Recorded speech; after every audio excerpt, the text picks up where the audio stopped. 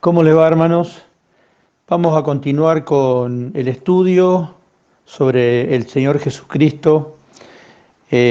Vamos a recrear un poco, porque realmente hay muchas referencias en el Antiguo Testamento como profecías de la llegada e incluso hasta detalles muy finos de la llegada del Mesías. Muchos años antes, Dios estaba dando indicios permanentes de que ya tenía en su mente y en su corazón preparado el Mesías que este pueblo, el pueblo de Israel, estaba esperando. Vamos a orar y enseguida entramos en las referencias que tengo indicadas acá.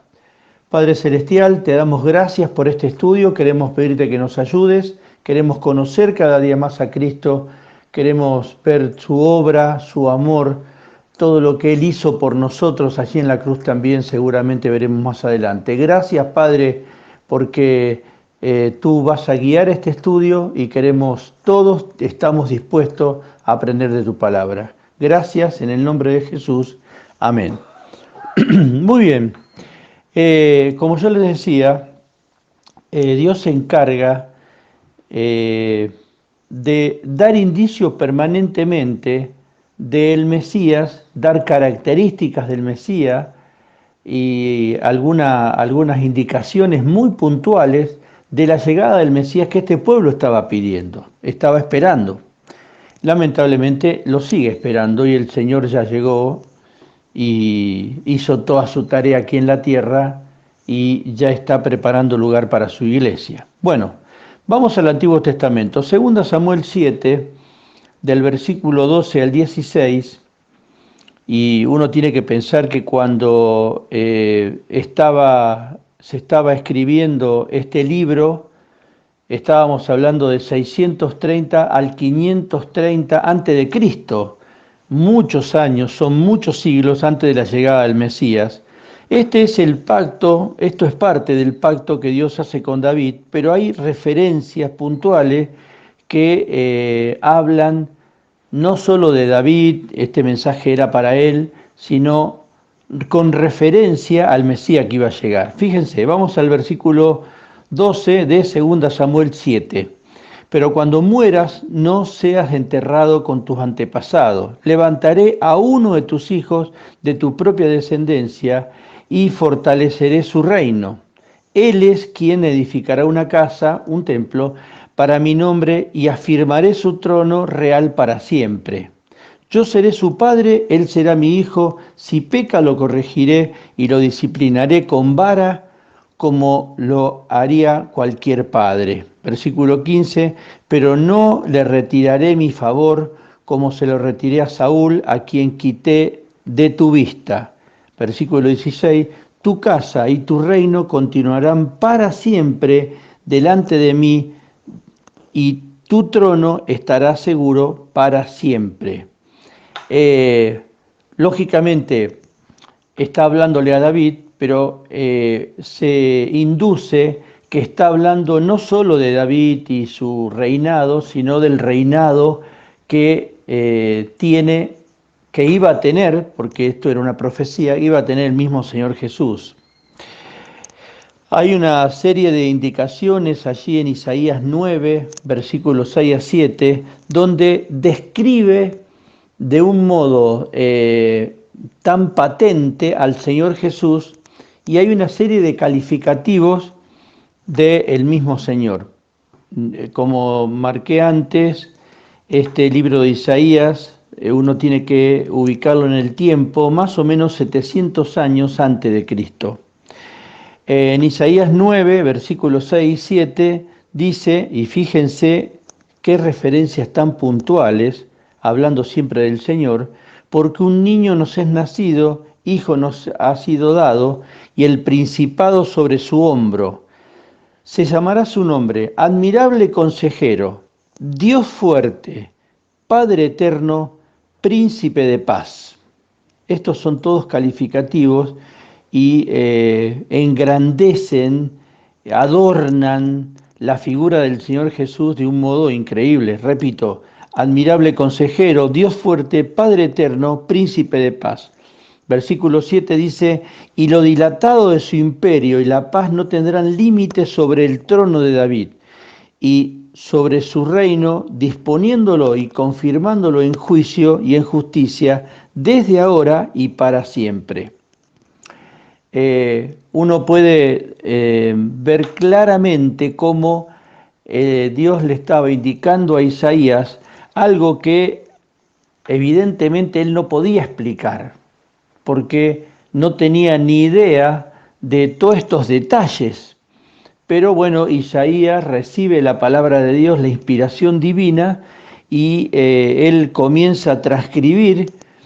Cuando Dios le va pasando estos calificativos, usted imagínense, Isaías se preguntaría a quién se refería. Evidentemente, él también esperaba el Mesías y iba a nacer ese niño, le está diciendo allí, y que su nombre era admirable consejero, Dios fuerte, Padre eterno y príncipe de paz. Realmente es notable cómo la descripción que hace Dios del mismo Señor. En el mismo Isaías, el capítulo 11, versículo del 1 al 5, también estamos usted imagínense, 700 años antes de Cristo. Ahí habla de un reinado del Mesías, un reinado poderoso. El versículo primero de Isaías 11 dice, saldrá una vara del tronco de Isaí, un vástago retoñará de sus raíces y reposará sobre él el espíritu de Jehová, espíritu de sabiduría y de inteligencia, espíritu de consejo y de poder, espíritu de conocimiento y temor de Jehová. Y le haré entender diligente en el temor de Jehová. No juzgará según la vista de sus ojos, ni resolverá por los que oigan sus oídos, sino que juzgará con justicia a los pobres y resolverá con equidad a favor de los mansos de la tierra. Herirá la tierra con la vara de su boca y con su espíritu, y con sus labios matará al impío, y será la justicia cinto de sus caderas y la fidelidad ceñirá su cintura. Uno, así como describió en el capítulo 9 de Isaías todos estos calificativos del mismo Señor, acá lo vemos en el reinado.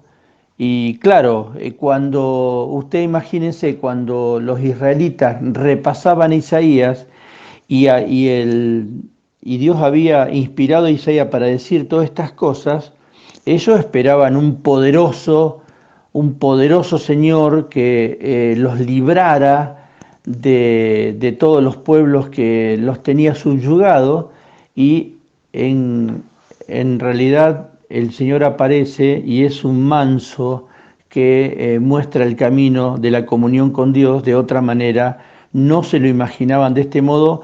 Uno piensa, bueno, por eso es que siguen esperando al Mesías, que por supuesto llegó en la figura del Señor Jesús. Hay una cantidad de referencias, como ustedes podrán ver, cuando él dice, por ejemplo, el versículo 4, juzgará con justicia a los pobres y resolverá la equidad a favor de los mansos de la tierra. Claro, lo que menos esperaban ellos que fuese manso, justamente. Ellos esperaban un Mesías poderoso, un Mesías con fuerza, con violencia, que resolviera las situaciones que estaban viviendo.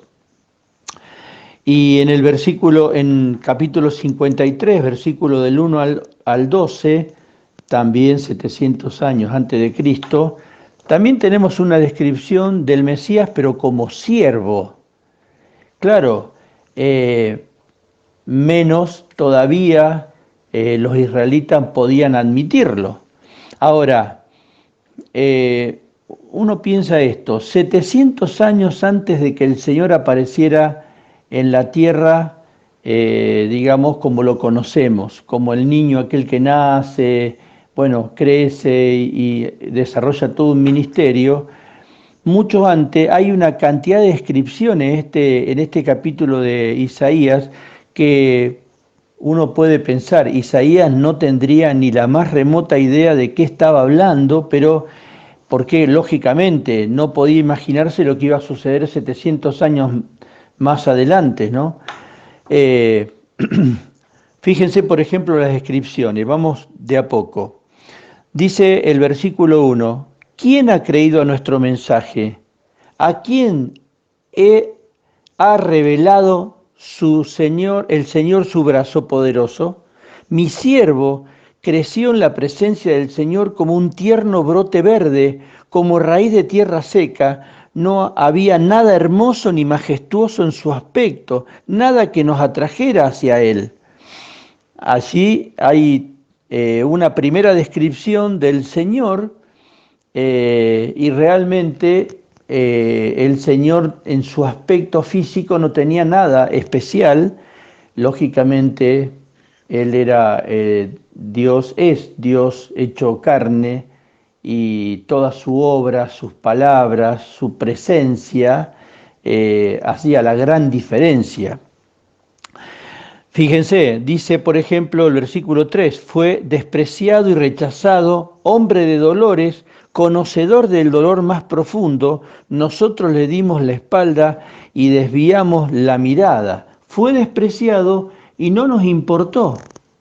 Sin embargo, fueron nuestras debilidades las que Él cargó, fueron nuestros dolores los que lo agobiaron, y pensando que sus dificultades eran un castigo de Dios, un castigo por su propio pecado. Aquí empezamos a ver que la función del Señor fue cargar nuestros pecados. Estamos hablando, piensen ustedes, una cantidad de siglos antes de la aparición visible, concreta del Señor Jesús.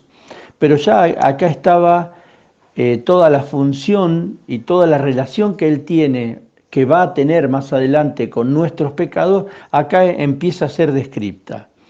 Versículo 5 dice, pero Él fue traspasado por nuestras rebeliones y aplastado por nuestros pecados. Fue golpeado para que nosotros estuviésemos en paz. Fue azotado para que pudiéramos ser sanados.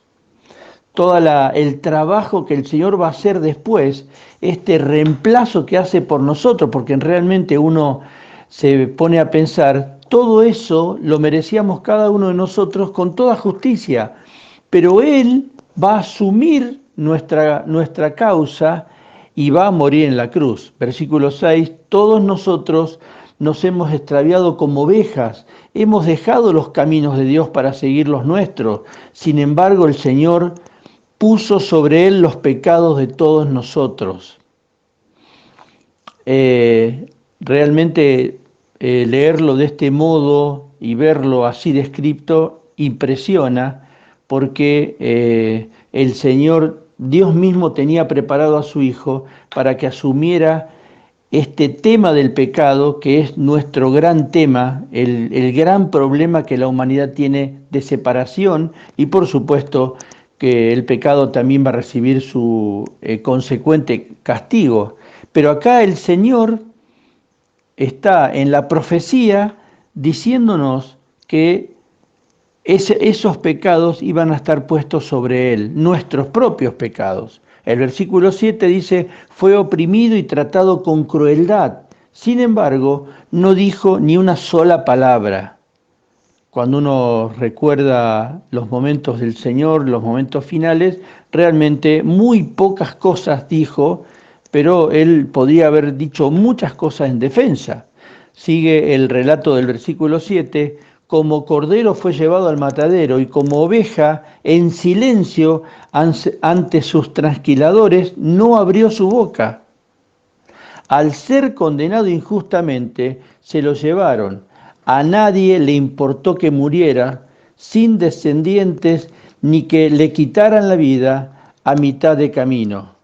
Pero lo hicieron de muerte por la rebelión de mi pueblo.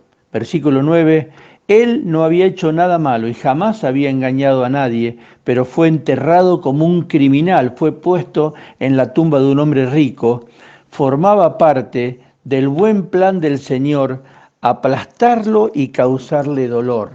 Sin embargo, cuando su vida sea entregada en ofrenda por el pecado, y si nos detenemos un poquito ahí, ponemos nuestra mirada en los versículos anteriores, los que estuve leyendo, ustedes fíjense qué descripción puntual de todo lo que el Señor muchos años más adelante Él va a sufrir. El versículo 10 dice, formaba parte del buen plan del Señor aplastarlo y causarle dolor. Sin embargo, cuando su vista sea entregada en ofrenda por el pecado, su vida sea entregada en ofrenda por el pecado, tendrá muchos descendientes, disfrutará de una larga vida y en sus manos el buen plan del Señor prosperará. No solo está profetizado su nacimiento, la función que va a cumplir, el modo que va a pagar por nuestros pecados, sino que Él también ya tiene previsto Dios, porque se lo estaba diciendo a Isaías muchos años antes, de que iba a tener muchos descendientes, que por supuesto es la iglesia de Cristo, todos los que hemos entregado nuestra vida a Él. Versículo 11, cuando vea todo lo que se logró mediante su angustia, quedará satisfecho. Cuando vea todo lo que se logró mediante su angustia, quedará satisfecho. Y a causa de lo que sufrió mi siervo justo, hará posible que muchos sean contados entre los justos, porque Él cargará con todos los pecados de ellos. Versículo 12, yo le rendiré los honores de un soldado victorioso, porque se expuso a la muerte, fue contado entre los rebeldes, cargó con los pecados de muchos e intercedió por los transgresores. Realmente es conmovedor leer este capítulo 53 de esta descripción tan puntual, tan específica. Fíjense que hay detalles muy puntuales de lo que fue la vida del Señor, de lo que fue su entrega y toda su injusticia, pero también está el momento que Él va a ver, versículo 11, cuando vea todo lo que se logró mediante su angustia, quedará satisfecho. Es decir, también está previsto que muy pronto, y esto va a ser seguramente muy pronto, Él va a poder poner sus ojos sobre cada uno de los que hemos depositado su confianza en Él, toda la iglesia de Cristo, y va a quedar satisfecho. Esto realmente es un deseo que uno tiene, que este momento llegue muy pronto. Seguimos adelante. Y hay otra expresión que está allí en Jeremías 23, del 5 al 6, el Mesías, nuestra justicia. Así lo califica. Versículo 5 de Jeremías 23, pues se acerca la hora, dice el Señor, cuando levantaré a un descendiente justo del linaje del rey David. Él será un rey que gobernará con sabiduría, hará lo justo y lo correcto por toda la tierra, y su nombre será El Señor es nuestra justicia. En ese día Judá estará salvo e Israel vivirá seguro. Y es otra descripción realmente conmovedora de la figura del Señor y cómo Dios se encargó en muchas oportunidades. Ustedes imagínense que yo estoy haciendo un resumen muy rápido, pero cómo Dios se encargó en muchas oportunidades de describir al Señor, de las funciones de Él y qué trabajo iba a hacer entre su pueblo y por supuesto en la iglesia de Cristo. Así es que allí Jeremías, 627 años antes de Cristo, estaba recibiendo esta palabra de la descripción tan notable del mismo Señor. Fíjense, por ejemplo, otro detalle. Ahora vamos a Zacarías 9:9. Zacarías 9:9, estamos hablando de 520 años antes de Cristo. Y 520 años, hermanos, imagínense, son muchos años y ya Dios tenía todo planificado hasta los detalles de lo que iba a ser la vida del Señor después allí en la tierra. Versículo 9 de Zacarías 9, alégrate mucho, hija de Sión, da voces de júbilo, hija de Jerusalén, mira que tu rey vendrá a ti justo y salvador, pero humilde, cabalgando sobre un asno, sobre un pollino, hijo de asna. Así dice la palabra.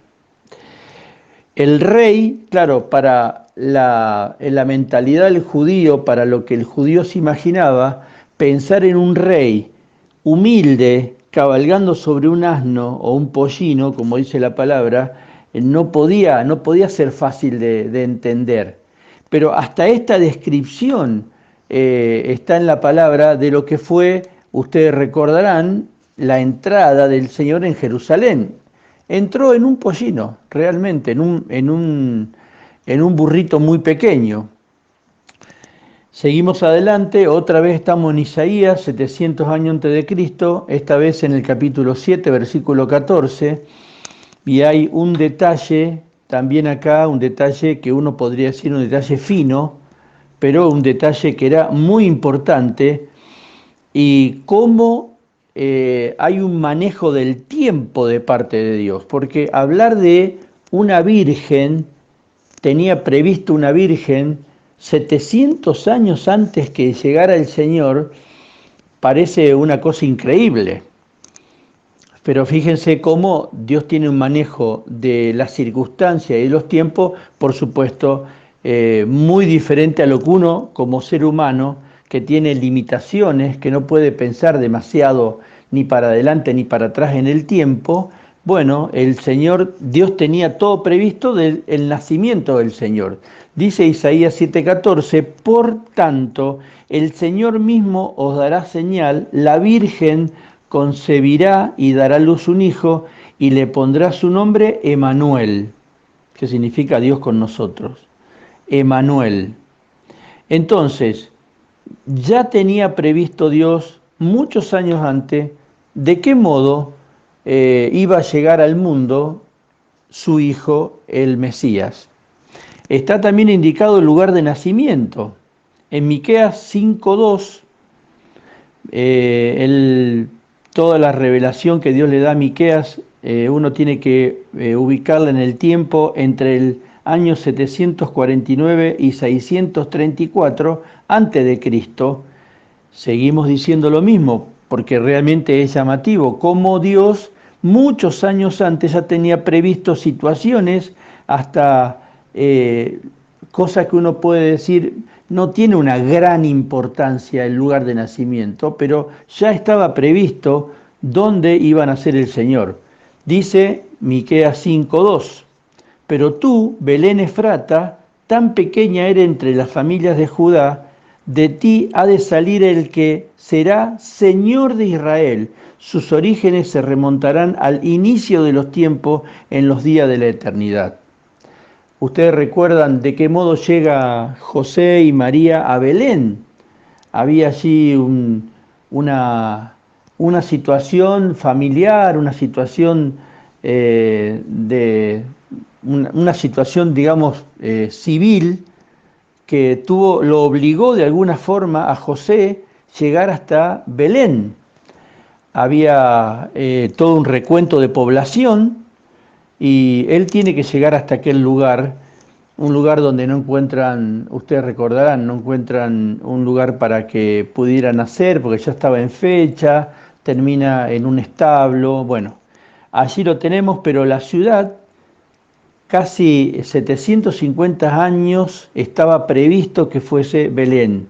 Después las circunstancias Dios la fue acomodando de modo que la profecía se cumpliera estrictamente. Hay más detalles del Mesías, también en Isaías 42, del 1 al 4. Les digo recordando que Isaías fue escrito 700 años antes de Cristo. Por ejemplo, en Isaías 42, del 1 al 4, dice, miren a mi siervo, al que yo fortalezco, él es mi elegido, quien me complace. He puesto mi espíritu sobre él hará justicia a las naciones. No gritará ni levantará su voz en público, no aplastará a la caña más débil ni apagará una vela que titila. Le hará justicia a todos los agraviados. Versículo 4, no vacilará ni se desalentará hasta que prevalezca la justicia en toda la tierra, aún en las tierras lejanas más allá del mar, esperarán sus instrucciones. Hay también detalles uno puede encontrar en muchos pasajes del Antiguo Testamento, hasta ustedes recuerdan cuando Jesús es bautizado, hay una voz del cielo que dice que este es mi Hijo en el cual tengo contentamiento. Bueno, esas palabras ya estaban previstas, ya estaban profetizadas muchos años antes del nacimiento del Señor. Y si seguimos con detalles así finos y detalles que sorprenden, en Salmo 22, del 1 al 2, y los salmos fueron escritos 1000 años antes de Cristo, en el Salmo 22 hay una expresión que es conmovedora, porque ustedes recuerdan aquellas palabras de las pocas que el Señor dice en la cruz, en ese tiempo que está allí clavado en la cruz, y aquí se recrean, está profetizado que Él iba a decir eso: Dios mío, ¿por qué me has desamparado? ¿Por qué estás tan lejos de mi salvación y de las palabras de mi clamor? Dios mío, clamo de día y no responde, y de noche no hay para mí descanso. Fíjense que hasta estos detalles que uno podría decir, detalles finos, detalles increíbles, estaban también profetizados muchos años antes, y uno a veces piensa cómo puede ser que el pueblo de Israel no esté aceptando a Jesús como el Mesías, habiendo tanta profecía en la palabra, porque estas palabras que estamos leyendo nosotros están en los libros sagrados de los judíos, ellos lo tienen y son de una claridad y una evidencia terrible. Seguimos con otros detalles. Estamos esta vez en Daniel 7, versículo 13 al 14. Ahí estamos unos 7 siglos antes de Cristo, antes de que el Señor se manifestara, y está hablando de un reino que no será destruido. Versículo 13 de Daniel 7 dice: mientras continuó mi visión esa noche, vi a alguien parecido al Hijo del Hombre descender con las nubes del cielo. Se acercó al anciano y lo llevaron ante su presencia.